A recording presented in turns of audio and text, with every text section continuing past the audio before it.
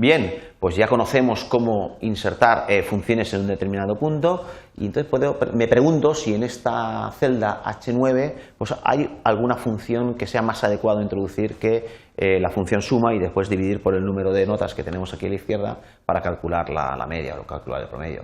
Bien, vemos que efectivamente ya vimos que en el momento yo no pulso la introducción de la función autosuma, sino que despliego el menú desplegable que tiene justo a su derecha. Nos da la serie de funciones pues, que normalmente serán más utilizadas por nosotros en las tablas de Excel.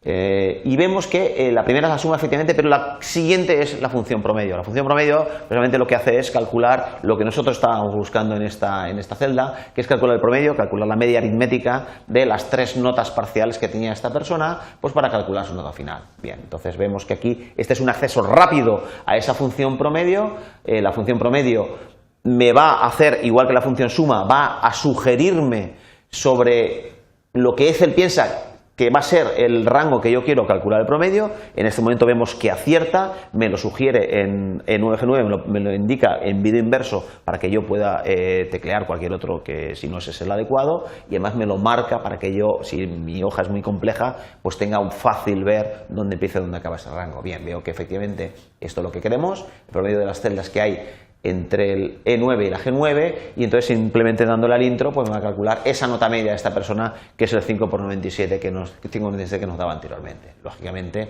en el momento yo copio esta fórmula hacia abajo, lógicamente me va a calcular, son referencias relativas al rango que está a la izquierda y cualquiera de ellos es efectivamente el promedio de las 3 notas que tiene a la izquierda. Bien, esto es así porque el Excel normalmente nació, o de sus orígenes, de las hojas de cálculo que digamos que normalmente se utilizan o son muy fáciles de utilizar o tienen mucha potencia para obtener conclusiones de tipo estadístico, y tanto es así que cuando llamamos al desplegable de las funciones tenemos la suma, tenemos el promedio y tenemos toda una serie de funciones que son precisamente de perfil estadístico. Es decir, que nosotros por ejemplo aquí podríamos decir ¿cuál es la nota máxima de todas las que hay aquí? Bueno, pues introducimos la función máximo, no de esta, sino por ejemplo de todo este rango. ¿Veis? Esto ya puede tener una cierta lógica de que de todas estas personas, o no, de las que caben en la pantalla, del rango E9 a G27, ¿cuál es la nota máxima? Vemos que es muy fácil ver que es un 970. Si nosotros hubiéramos tenido que buscarla, sería mucho más difícil encontrar ese 970 que estará escondido por aquí. Aquí lo vemos.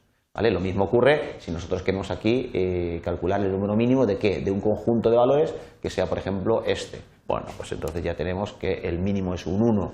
Que de otra manera nos resultaría muy difícil de encontrar, no solamente en esta hoja, sino que porque nosotros también podemos tener tablas de datos pues de 100, 1000, 10.000 números, y lógicamente en esos casos es donde se va a revelar toda la potencia.